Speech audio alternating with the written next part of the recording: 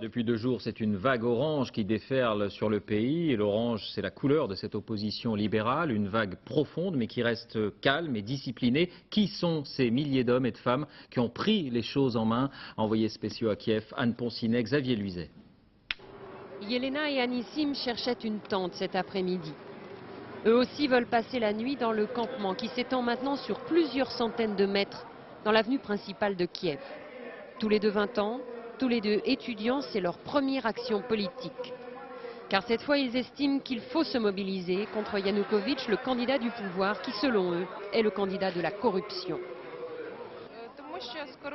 Dans notre pays, chacun est confronté à la corruption. Nous, les étudiants, on la vit à l'université, mais elle touche aussi les autorités et les tribunaux.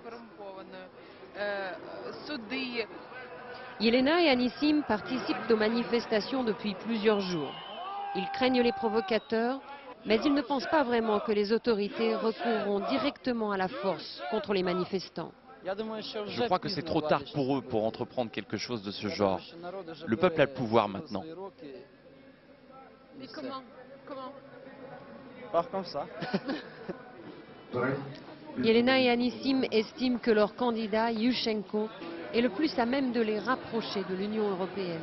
Ils reprochent à Yanukovych ses liens trop étroits avec la Russie. Je voudrais que l'Ukraine soit plus orientée vers l'Europe, à cause de son niveau de vie et de sa démocratie. Tous deux ne sont pas très politisés, mais ils expliquent avec une certaine amertume que dans leur pays, il ne suffit pas de voter, il faut ensuite se battre pour défendre son vote.